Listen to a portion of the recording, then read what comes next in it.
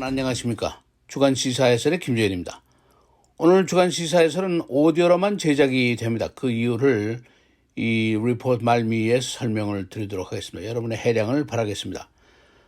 먼저 오늘의 헤드라인입니다. 의회가 정부 폐쇄를 결국 막았습니다. 임시지출안을 통과시켜서 12월 3일까지 임시로 정부가 돌아가게 되는데, 그러나 당초에 목요일 밤, 어젯밤에 표결하기로 되어 있었던 인프라스트럭처 빌은 결국 의회 내부 동의가 없어서 일단 연기하기로 결정이 되었습니다.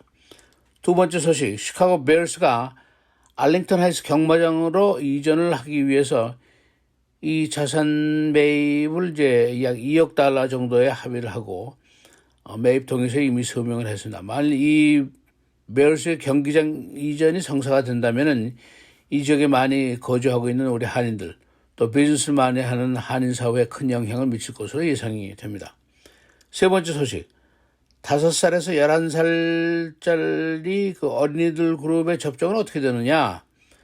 여러 학교가 이미 계약을 해서 학생들이 학교에 가고 있는데, 파이저가 어린이 접종이 안전하다 하는 데이터를 FDA에 제출을 이미 했습니다. 그래서 이달 말경에 결론이 나게 되는데, 이 소식도 설명을 드리도록 하겠습니다. 먼저 의회의 예산 통과 문제를 설명드리겠습니다. 일단 이 government shutdown 이라는 것은 이제 피해가게 됐습니다. For now라는 단서가 붙어 있습니다만은 의회가 어제 government shutdown 몇 시간 앞두고 아슬아슬하게 stopgap funding bill 임시 지출안을 통과시켰습니다. 이 안은 상원에서는 이미 통과가 되어 있었습니다만은 어제 하원에서 254대 175로 통과가 됐습니다. 그래서 이 임시 지출안에 따라서 오는 12월 3일까지 이 정부가 돌아가도록 일단 해결이 됐습니다. 그러나 민주당 내부 중도계와 진보계의 대립 속에서 결국 1조 달러짜리 인프라스트럭처 빌, 이것은 어젯밤에 투표를 하기로 결정이 되었습니다. 이것은 미뤄지고 내일까지도 넘기게 되어 있습니다. 결론은 아직 나지 않고 있는데, 낸시 펠로시 하원 의장이 어젯밤에 늦게 당초의 계획을 접고 연기한다 이렇게 결정을 내렸습니다. 그 이유가 있는데, 진보계 쪽에서는 3조 5천억 달러짜리 소위 소셜 세이프티 넷 그 법안, 클라이밋 입법 그 통과를 전제로 해서 1조 달러짜리 인프라스트럭처 법안에 찬성을 하겠다 하고 제의를 했습니다. 그러나 반대로 중도계 측, 그 상원 민주당의 조 만신 의원이라든가 크리스틴 세미나 의원 같은 사람들은 3조 5천억 달러짜리 소셜 세이프티 법안이 너무 지출이 크다. 그래서 이걸 좀 줄이지 않으면 찬성을 안 하겠다. 조 만신 의원은 한 1조 5천억 달러까지 줄여야 된다 하고 요구를 하게 됐는데, 그래서 펠로시 하원 의장 또 바이든 대통령이 종일 동안 양측을 설득을 했지만 결국 이제 설득이 되지 않아서 일단 표결을 미루기로 이렇게 결정이 됐습니다. 어제 의회는 사실은 뭐 큰 장난이었다고 볼 수가 있습니다. 최소한 4개의 문제거리를 놓고 이제 하루 종일 씨름을 벌인 격인데, 첫째는 조금 전에 말씀드린 government funding, 그 예산이 10월 1일부터는 새 예산 회기가 시작이 되기 때문에 의회가 돈을 주기로 하지 않으면 행정부가 샷다운 될 수밖에 없습니다. 일단 이제 예산 임시로 통과가 돼서 12월 3일까지는 정부가 돌아가도록 됐습니다. 그러나 the debt limit, 부채 상한선, 의회가 이걸 이제 올려줘야만이 정부가 돈을 꼬서 사용할 수가 있는데 그렇지는 아직 못하게 되었습니다. 재무장관의 이야기를 빌리면은 오는 10월 18일까지 정부가 가지고 있는 돈을 닥닥 긁어서 쓸 수가 있는데 그 이후에는 곤란하다, 이제 그런 얘기죠. 만일 이게 제 시간에 해결이 안 되면은 한 5천만 명 정도 되는 노인들의 소셜 시큐리티를 받지 못하게 됩니다. 그러나 상원 공화당 측에서는 인상을 완전히 거부하고 있습니다. 그 다음에 제일 문제가 됐던 그 인프라스트럭처 빌인데 1조 달러짜리 예산입니다. 길을 놓고 다리를 놓고 터널을 뚫고 뭐 이런 돈인데, 공화당 민주당이 동의를 했고 국민들도 대부분 동의를 하고 있습니다. 그러나 이것이 간단치가 않았습니다. 이 민주당 내부에서 이제 보수 진보가 대결을 하게 되는데, 이 안을 이제 진보 쪽에서는 3조 5천억 달러짜리 소셜 팔러시 빌하고 연계를 해서 처리를 해달라 하고 이제 원했는데, 그러니까 보수계 민주계에 의해서는 9명 정도 되는데 상원에서 이미 통과된 인프라스트럭처 빌이 하원에서 완전히 통과될 때까지는 찬성을 보류하겠다, 이런 태도를 가지고 있었고, 그러나 이제 중도계 민주당 쪽에서는 3조 5천억 달러짜리 이 사회법안이라는 것이 지출이 너무 크지 않느냐, 그래서 줄곧 반대를 해왔습니다. 여기서 이제 내부 불화라든가 법안 처리 과정에 걸림돌이 생기게 된 것이죠. 이 소셜 팔러시 빌이라는 거, 바이든 대통령이 이제 어떻게 이 안을 부르냐면은 Build Back Better Plan 뭐 이렇게까지 호칭을 하는데, 그게 가장 중요한 이제 안건이라고 볼 수가 있습니다. 클라이밋 체인지 기금을 마련하고 복지 혜택을 늘린다. 예를 들어서 Universal Pre-Kindergarten, 또 Free Community College 이런 것이고, 이 노인복지를 확대한다.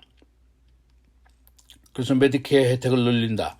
안과, 치과, 귀 보청기 이런 혜택도 주자, 그런 생각이고, 그러나 공화당 쪽에서는 이것을 이제 극렬히 반대를 하고 있습니다. 재원이 부자 증세, 기업 증세를 통해서 나오기 때문입니다. 그러니까 지금 말씀드린 대로 보수 진보, 공화당 민주당 내의 기득권자와 프로그레시브들이 대결이 계속되니까 이 해결이 난제로 될 수밖에 없습니다. 이 화이트하우스의 워싱턴이 왜 이렇게 기능이 마비됐냐, 왜 디스펑셔널하냐 하는 여러 가지 질문들이 나오고 있는데, 복잡한 이유들이 많이 있습니다.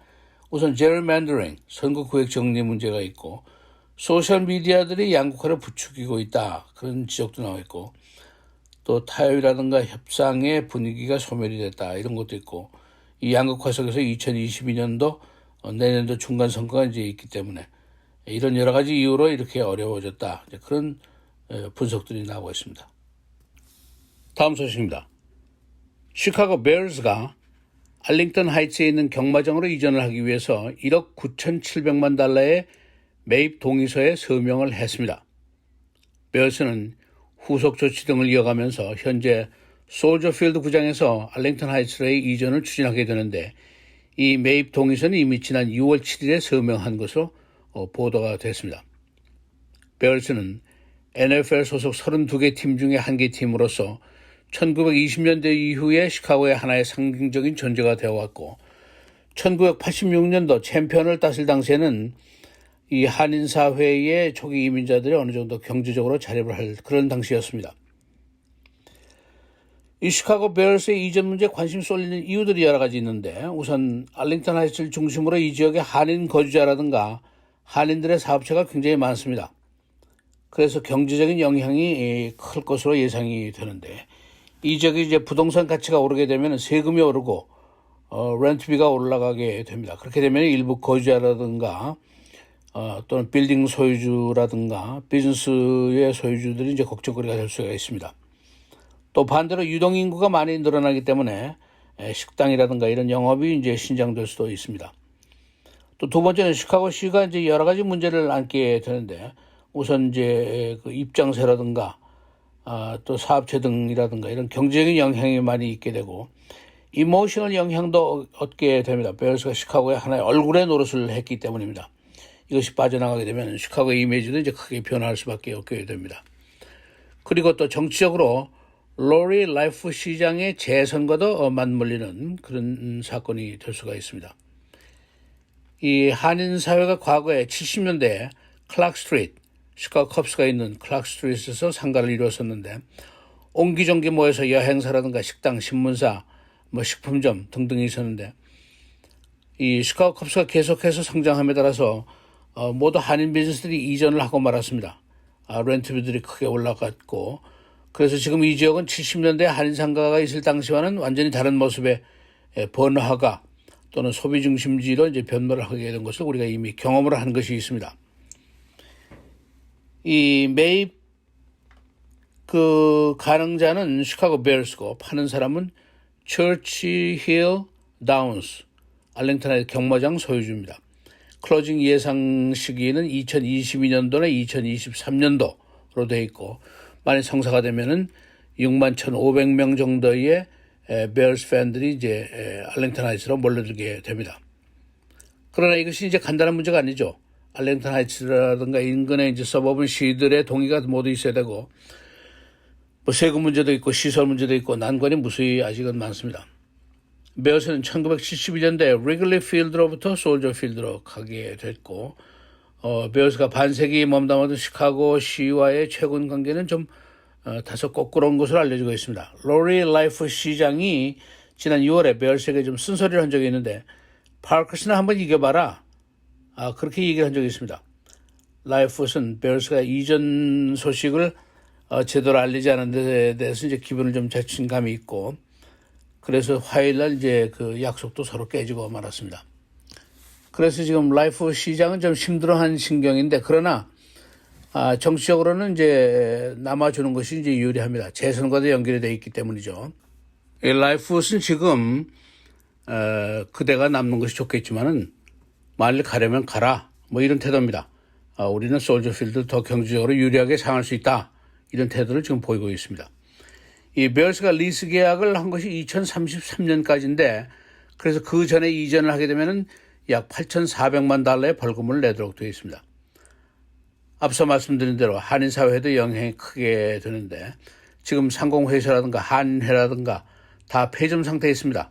그래서 우리 커뮤니티 내에서는 이 문제에 대해서 그 영향력이 어떻게 나올 것이냐, 조사라든가 대책 마련이라든가 이런 집합적인 노력은 전혀 하지 못하고 있는 그런 상태입니다. 어린이들에 대한 그 코비드-19 백신 접종은 어떻게 돼가고 있는가? 특히 5살에서 11살짜리가 문제인데, 학교가 등교가 이미 시작이 됐고 부모님들 교사들이 모두 답답해하고 계십니다. 이 파이저 제약회사가 5살에서 11살짜리 어린이들의 코비드-19 접종 주사 허가를 당국에 신청을 했습니다. 그래서 FDA가 아마도 할로윈 때쯤, 그러니까 10월 말쯤이 되겠죠. 이때까지는 이제 그 결론을 내릴 것으로 예상이 됩니다. 일단 파이저가 한 것은 5살에서 11살짜리의 접종 조사를 해보니까 안전하고 효율적이더라. 그 자료를 당국에 제출하니까 허가를 해 주십시오, 이런 상태입니다. 이제 가을 학기가 이미 개학이 됐고 어린이들이 학교에서 이제 인펄슨 등교를 하는 학생들이 많아졌는데, 에 따라서 부모님들과 교사들이 이제 애를 태우고 계시죠. 유튜브 반접종 내용 게재를 이번 주부터 금지 조치를 했습니다. 그만큼 국론 분열이 이제 수준이 심각한 가운데 있는데, 코비드-19 백신의 접종자가 한 75%라면은, 그러나 여전히 공화당 보수 측에서는 20, 30%가 아직도 접종에 반대하는 그런 상황입니다. 이 파이저가 2,200명을 대상으로 이제 임상 조사를 했는데, FDA가 이 자료를 조사를 해서 이제 곧 10월 말에 결론될 것이다, 이런 얘기입니다. 만일 예스가 나오면은 2,800만 명의 어린이들이 접종이 가능해지게 됩니다. 그리고 12살에서 15살 사이가 1,700만 명이었는데, 그러나 아직도 몇 명이 접종을 할지는 확실하게 알 수가 없습니다. 조사를 해보니까 12세에서 15세 사이에 43%만이 fully vaccinate를 했습니다. 여론조사를 해보니까 5살에서 11살짜리 부모들을 대상으로 한 여론조사입니다. 26%가 right away, 곧 맞겠다라고 답변을 하고 있고, 이 중에 40%는 wait and see, 두고 보자 하는 태도를 가지고 있고, 25%는 no vaccine, 안 맞겠다 하는 의견을 가지고 있습니다. 그 연구 결과를 보면 어린이들이 코비드-19에 감염이 돼도 그 중병에 걸리지 않는다 하는 연구 결과가 나와 있습니다. 그래서 아마 이런 태도가 나오고 있지 않느냐 예상을 할 수가 있는데, 이제 코비드-19 사망자는 미국에서 66만 명이나 됩니다. 그러나 국면 분열이 계속 심각한 상태인데, 이제 언론들이 911 20주년이 이제 지가 얼마 되지 않았습니다만, 왜 이런 현상이 가능한 것인가 하고 조사를 해보니까 NBC 뉴스가 이제 조사를 한 것이 이런 게 나와 있습니다. 2001년도 부시 대통령과 고 부통령이 한참 대결할 당시에 43%에 해당하는 시민들이 미국이 지금 right track으로 가고 있다라고 믿고 있고, 39%가 wrong track이다 하고 답변을 했는데, 911이 나오고 나니까 72%가 right track이다, 11%가 wrong track이다, 이렇게 단합하는 모습을 보였습니다. 그런데 지금 2021년에 조사를 다시 똑같은 질문을 해보니까 29%만이 right track이다 답변을 하고 있고, 63%가 wrong track이다 이렇게 얘기를 하고 있습니다. 그리고 워싱턴 포스트의 조사를 해보니까 34%에 해당하는 시민들이 단합과 동의가 중요하다 하는 생각을 하고 있고 62%의 시민들은 이 나라가 지금 크게 divided, 분열되어 있다 이렇게 얘기하고 있습니다. 그만큼 모든 미국의 현상들이 이제 분열 일색이라고 볼 수 있습니다. 국제 문제, 안보, 경제, 백신 다 분열되어 있죠. 그래서 이제 유니티, 그 단합이라는 게 굉장히 어려운 상태인데 양극화가 계속되고 있는데 이런 틈새에서 이제 우리가 이민자 소수여로 지금 살고 있는 것입니다. 고래 싸움에 새우등 터지는 일이 없기만을 바랄 뿐입니다. 이 분열의 원인이 뭐냐? 그 원인 규명을 하려고 그러는데 확실치가 않습니다. 이 워싱턴 포스트의 편집국장이 쓴 칼럼을 제가 읽었더니 소셜 미디어들의 무분별한 그 보도 때문이다. 그런 지적을 하고 있는데 이 소셜 미디어의 음모론을 좋아하시는 분들이 꽤 많이 계시죠. 이분들 좀 당분간 조심을 하는 것이 좋겠습니다. 네, 오늘 뉴스는 오디오로만 보내드리게 됩니다. 현재 이 프로그램의 PD인 마테오 씨가 도미니카에 가 계십니다. 그의 사업체인 M 투어에서 실시하는 그룹 투어 30여 명을 지금 인솔하고 계신데 그래서 제가 오디오로 내용을 시카고에서 보내고 마테오 씨가 도미니카 현지에서 받아서 근무 중에 틈을 내서 이 내용을 유튜브에 편집하고 업로딩하고 이런 작업을 해서 이번 주 방송에 나가게 됩니다. 마테오 씨, 돈 많이 벌어서 빨리 오십시오.